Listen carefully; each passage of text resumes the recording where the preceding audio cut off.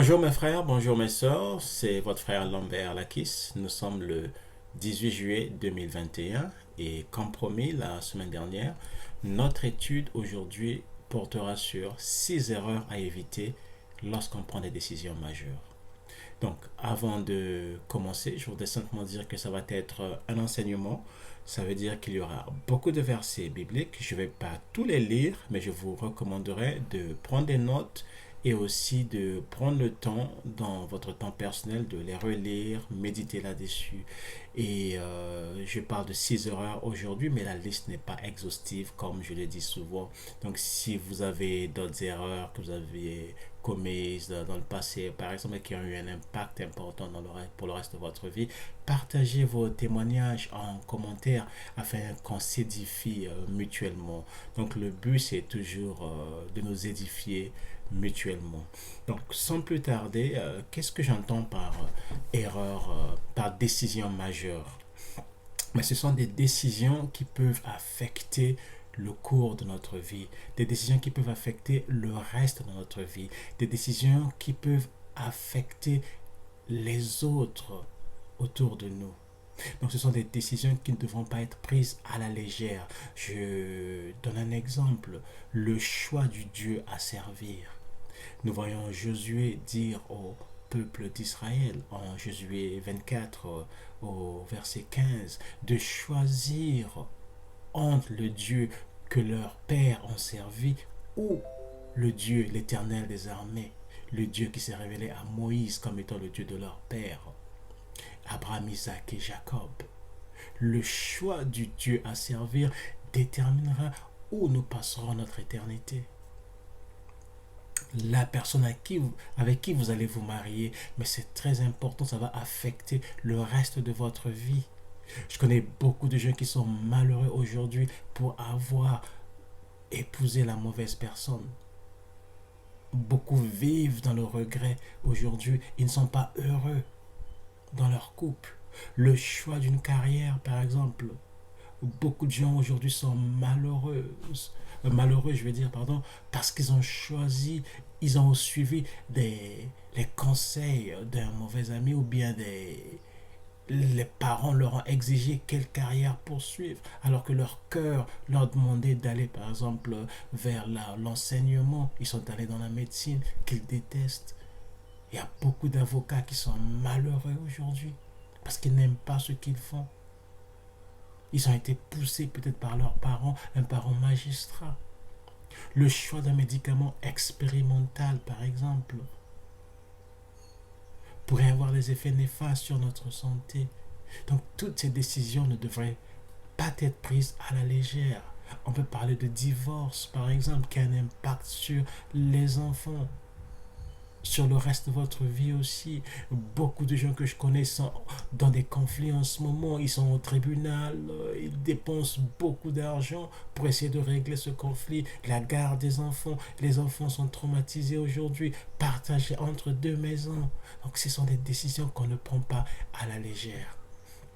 Donc nous allons voir 6 erreurs à ne pas commettre. La première, c'est ne pas consulter Dieu lorsqu'on prend de telles décisions. Proverbe 14, 12 dit ceci. Telle voie paraît droite à un homme, mais son issue, c'est la voie de la mort. Parfois, quelque chose peut paraître attrayant à tes yeux. Tu t'engages dans cette décision, mais c'est la mort à la fin. On l'a vu en Genèse 2, avec Adam et Ève, lorsque le serpent est venu les séduire. Et la femme vit que l'arbre était bon à manger, agréable à la vue, propre à ouvrir l'intelligence. Et qu'est-ce qu'elle a fait? Elle a mangé du fruit de cet arbre.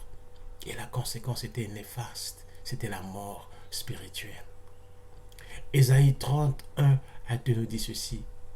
Malheur, dit l'Éternel, aux enfants rebelles qui prennent des résolutions sans moi et qui font des alliances sans ma volonté pour accumuler péché sur péché, qui descendent en Égypte sans me consulter, pour se réfugier sous la protection de Pharaon et chercher un abri sous l'ombre de l'Égypte. Consultons Dieu, notre Dieu chrétien. avant de prendre des décisions très importantes dans notre vie. Dieu nous a donné le Saint-Esprit. Il est disponible. Deuxième erreur à ne pas commettre, ne jamais prendre de décisions importantes lorsqu'on est dans une position de faiblesse, surtout émotionnelle. Ça peut être quand on a peur, ne pas prendre de décisions importantes. Le roi Saoul perdit sa royauté parce qu'il avait désobéi à Dieu dans un moment de pression. Il avait eu peur. On peut le voir dans 1 Samuel 13, des versets 11 à 14. Vous avez aussi le proverbe 29-25. Vous pourrez lire ces références tranquillement. Quand on est en colère, on ne doit pas prendre des décisions importantes. Moïse a manqué la terre promise. Il a raté la terre promise pour avoir agi sous l'effet de la colère. Nombre 20, 11 à 12. Dieu lui avait dit de parler au rocher pour que le rocher donne de l'eau aux enfants d'Israël. Mais dans sa colère, tellement ses enfants d'Israël avaient fâché Dieu, que Moïse a frappé 2 fois le rocher. Et cela avait eu pour conséquence la colère de Dieu. Dieu a dit à Moïse, tu ne rentreras pas dans la terre promise. Lorsqu'on est déprimé, découragé, ce n'est pas le moment de prendre des décisions importantes. Psaume 42, les versets 5 à 6. Et lorsqu'on est dans une position de faiblesse, lorsqu'on est dans le besoin par exemple, on a faim. Ésaü a vendu son droit d'aînesse pour un bol de soupe parce qu'il avait faim. Mais le droit d'aînesse lui donnerait droit à la double portion de l'héritage. Mais tellement qu'il était concentré sur le besoin du moment, Ésaü a préféré le vendre à son frère Jacob pour assouvir sa faim. Faisons attention. Dans le besoin, le diable vient souvent avec des propositions indécentes. Combien de gens aujourd'hui se sont retrouvés dans la sorcellerie, dans la franc-maçonnerie, dans toutes sortes de choses, parce qu'ils étaient dans le besoin et le diable leur a fait une proposition. Combien de gens aujourd'hui, c'est à la mode, pas seulement en Afrique, mais c'est dans le monde entier, ont eu des promotions canapés, surtout les femmes. Tu as besoin d'une promotion, ok, tu passes.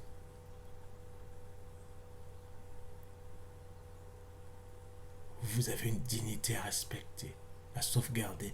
Vous êtes des enfants de Dieu. Dieu a un plan merveilleux pour nous.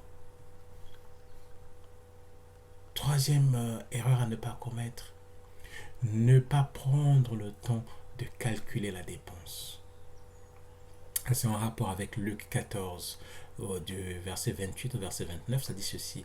Ça, c'est Jésus qui parle. Car lequel de vous, s'il veut bâtir une tour, ne s'assied d'abord pour calculer la dépense et voir s'il a de quoi la terminer. De peur qu'après avoir posé les fondements, il ne puisse l'achever et que tous ceux qui le verront ne se mettent à le railler. Ça veut dire quoi? De la même manière que le Seigneur Jésus ici encourageait les multitudes à faire un inventaire de leurs dépenses avant de s'engager. Parce que les gens voulaient le suivre, mais Jésus a dit, avant de me suivre, calculez, faites un inventaire sérieux du prix à payer. Et si vous réalisez que vous êtes capable de payer ce prix, alors vous pourrez me suivre, vous pourrez devenir mes disciples. En d'autres termes, avant de prendre une décision très importante, on doit prendre le temps de s'asseoir, analyser, faire une recherche de données, une collecte de données par exemple, pour prendre une décision bien éclairée. Et à ce moment-là, on peut s'engager. Trop de gens sont naïfs, ils écoutent ce qu'on leur dit et ils s'engagent. Osée 4:6 dit quoi? Mon peuple est détruit parce qu'il manque la connaissance. La connaissance est disponible. On nous présente une solution, mais essayons de regarder une option. Regardons aussi l'autre option. comparons les options et prenons une décision éclairée. Oui, les Juifs,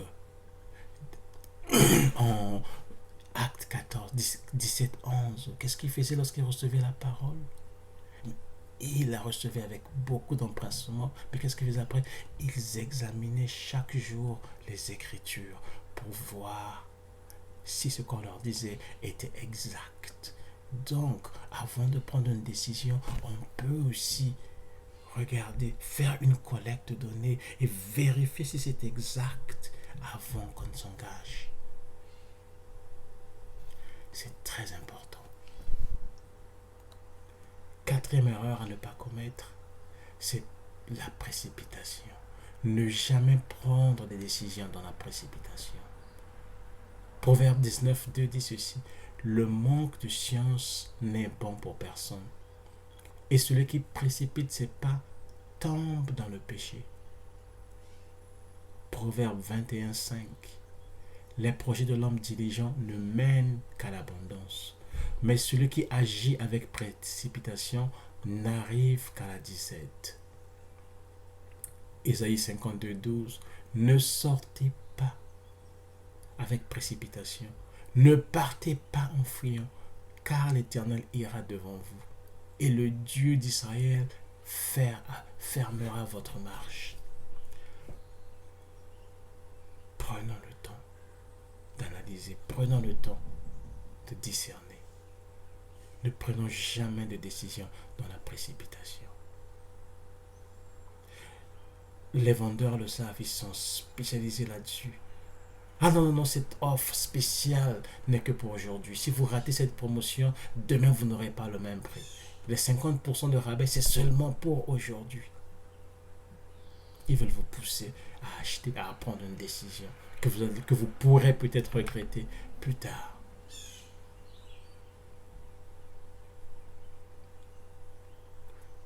Cinquième erreur à ne pas commettre, ne jamais prendre des décisions sous l'effet de la pression, d'une menace, d'une intimidation ou d'un chantage. Exode 32, 1 à 5.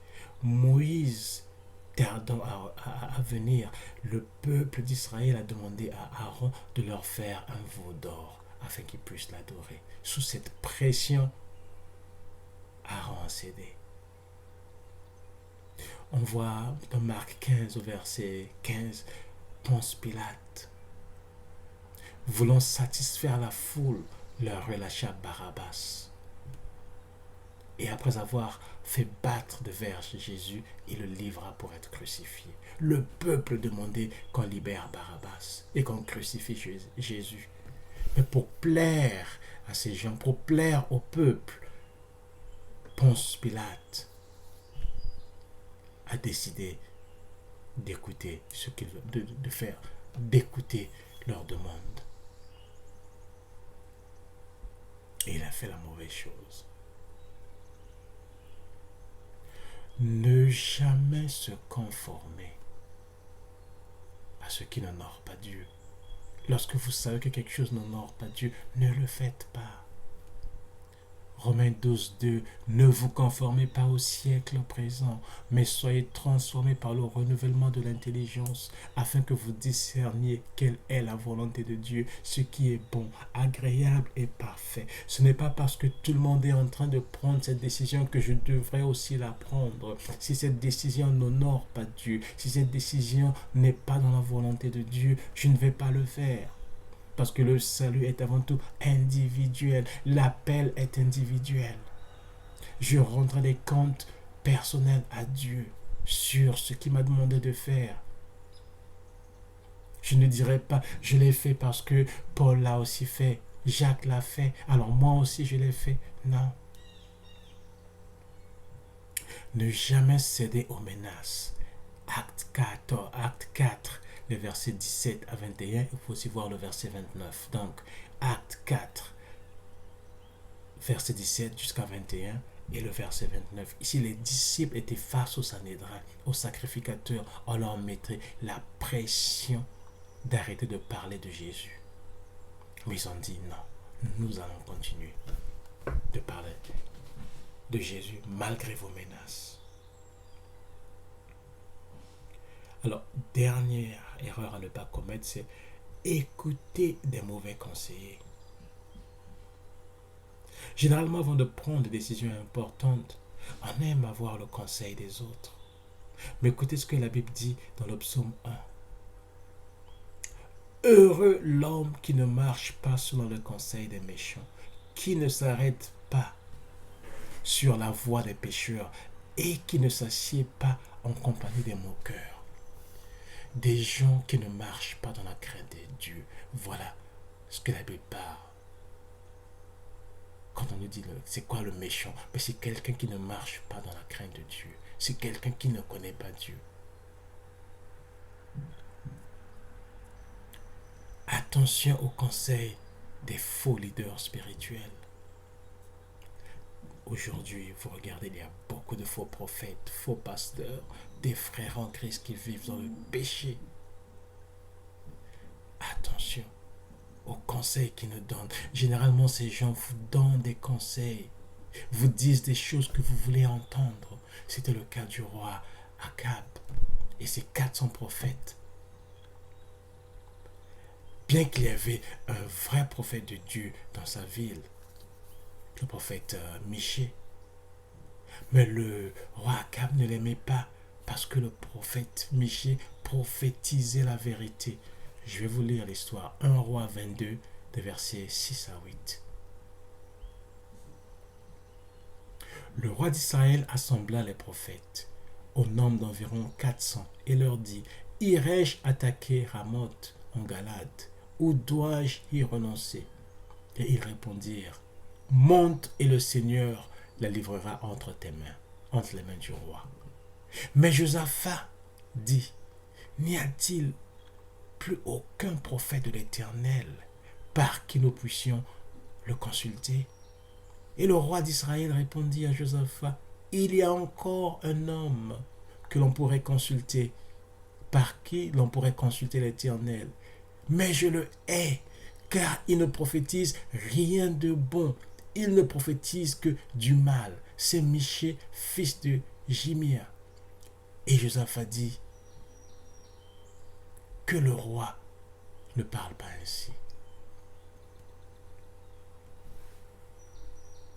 Écoutez les conseils de nos amis insensés.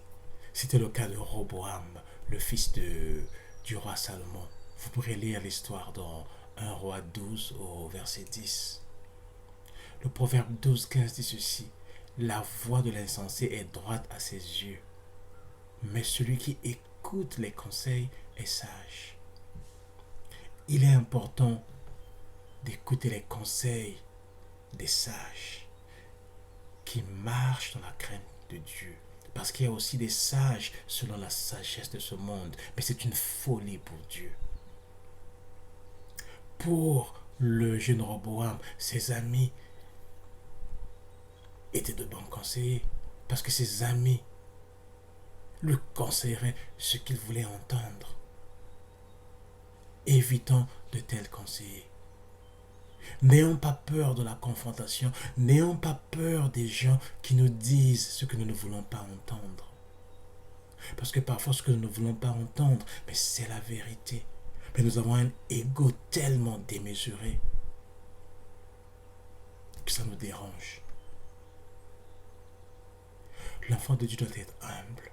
L'enfant de Dieu doit écouter de bons conseillers, des conseillers qui marchent dans la crainte de Dieu. Parce que la Bible dit que le salut est dans un grand nombre de conseillers.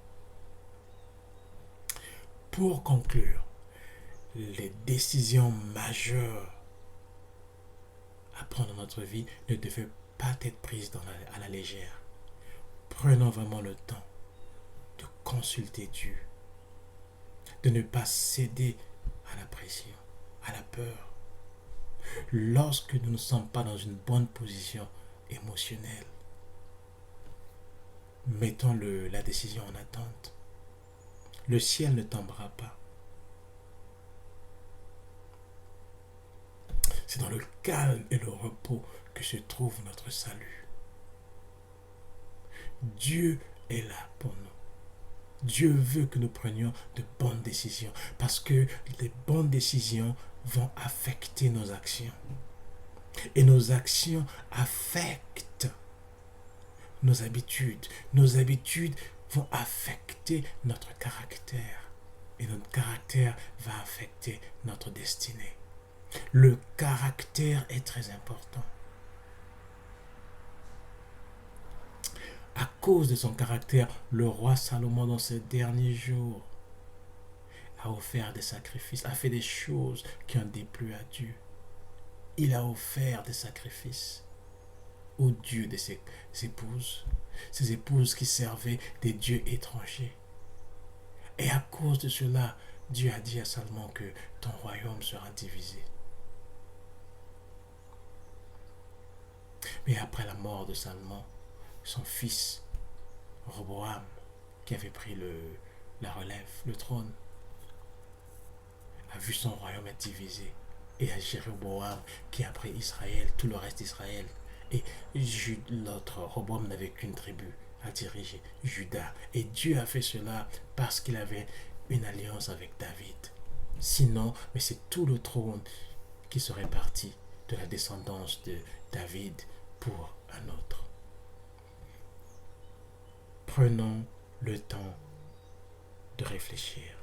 Prenons le temps de calculer la dépense avant de nous engager. Parce que lorsqu'on prend de telles décisions, elles sont parfois irréversibles. Et ce sera trop tard. Aujourd'hui, vous avez des gens en prison. Pourquoi? Pour avoir frappé, par exemple, une personne, pour avoir tué une personne sous l'effet de la colère. Aujourd'hui, ils sont en prison à vie.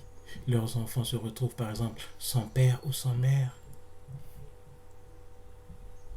Leur vie détruite à jamais, traumatisée à cause d'une erreur prise sous l'effet de la colère.